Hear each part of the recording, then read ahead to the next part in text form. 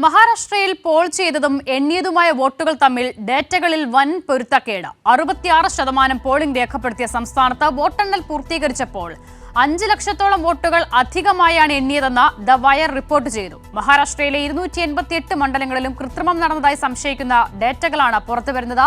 തെരഞ്ഞെടുപ്പ് ഫലത്തിന് പിന്നാലെ തന്നെ പ്രതിപക്ഷ പാർട്ടികൾ തെരഞ്ഞെടുപ്പിൽ അട്ടിമറി നടന്നുവെന്ന് ആരോപിച്ച് രംഗത്തെത്തുക കൂടി ചെയ്തിരുന്നു. സിബി ജോസഫ് തയ്യാറാക്കിയ റിപ്പോർട്ടിലേക്ക്.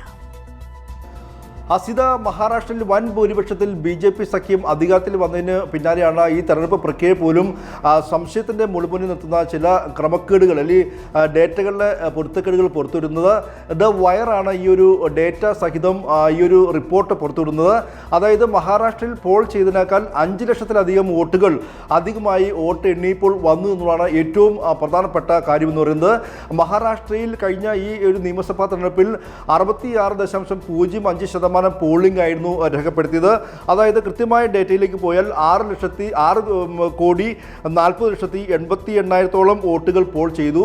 എന്നാൽ എണ്ണിയപ്പോൾ അത് 6,45,92,000 ശിഷ്ടം വോട്ടുകൾ ആയി എന്നുള്ളതാണ്. അതായത് 5,04,313 വോട്ടുകൾ അധികമായി വന്നു എന്നുള്ളതാണ് ഏറ്റവും പ്രധാനമായും ദ വയർ റിപ്പോർട്ട് ചെയ്യുന്നത്. അത്തരത്തിൽ നോക്കുമ്പോൾ വലിയ ഡേറ്റയിൽ പൊരുത്തക്കേട് ഉണ്ടാകുന്നു. മാത്രമല്ല 280 നിയമസഭാ മണ്ഡലങ്ങളിലും ഈ ഒരു ക്രമക്കേട് ഉണ്ട് എന്നും ദ വയർ റിപ്പോർട്ട് ചെയ്യുന്നു. 8 നിയമസഭാ മണ്ഡലങ്ങളിൽ വോട്ടെണ്ണിയപ്പോൾ ഈ പോൾ ചെയ്തതിനേക്കാൾ കുറവായിരുന്നെങ്കിൽ ബാക്കിയുള്ള 280 നിയമസഭാ മണ്ഡലങ്ങളിലും വോട്ടുകൾ അധികമാണെന്നും ചൂണ്ടിക്കാട്ടുകയും ചെയ്തു.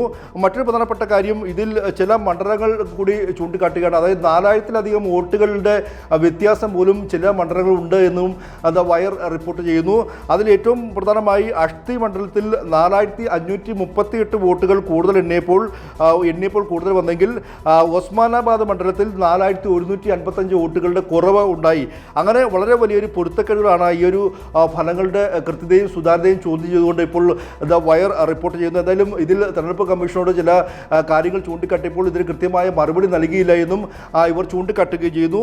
എന്തായാലും association for Democratic reforms supreme കോടതിയിൽ കഴിഞ്ഞ 2024 ലോക്സഭാ തെരഞ്ഞെടുപ്പ് സമയത്തും ഇതേ രീതിയിൽ ഈ പൊരുത്തക്കേടുകൾ ചൂണ്ടിക്കാട്ടിക്കൊണ്ട് അന്നും ചില സംശയങ്ങൾ ഉന്നയിച്ചുകൊണ്ട് സുപ്രീം കോടതിയെ സമീപിച്ചിരുന്നു.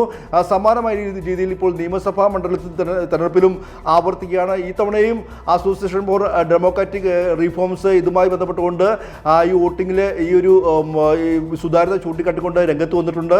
എന്തായാലും വളരെ വലിയ BJP ഭരിക്കുന്ന ഈ ഒരു കേന്ദ്ര സർക്കാർ ഭരിക്കുന്ന ഒരു രാജ്യത്ത് ഇത്തരത്തിലൊരു ക്രമക്കേട് നേരത്തെ തന്നെ പ്രതിപക്ഷം ഈ വോട്ടിംഗ് മെഷീനിലെല്ലാം നിലയും കൃത്രിമത്വമുണ്ട് എന്നെല്ലാം തന്നെ ചൂണ്ടിക്കാട്ടിക്കൊണ്ട് ഇപ്പോൾ തന്നെ നിരവധി പ്രതിഷേധങ്ങൾ അല്ലെങ്കിൽ ഇത്തരത്തിൽ മുന്നോട്ട് വരുന്ന പശ്ചാത്തലം കൂടിയുണ്ട്. ആ ഒരു സാഹചര്യത്തിലാണ് മഹാരാഷ്ട്രയിൽ കൃത്യമായി തന്നെ ചില ഡേറ്റകൾ സഹിതം ദ വയർ റിപ്പോർട്ട് ചെയ്യുന്നത്. അസിത, സിബി ജോസഫാണ് വിവരങ്ങൾ നൽകിയത്.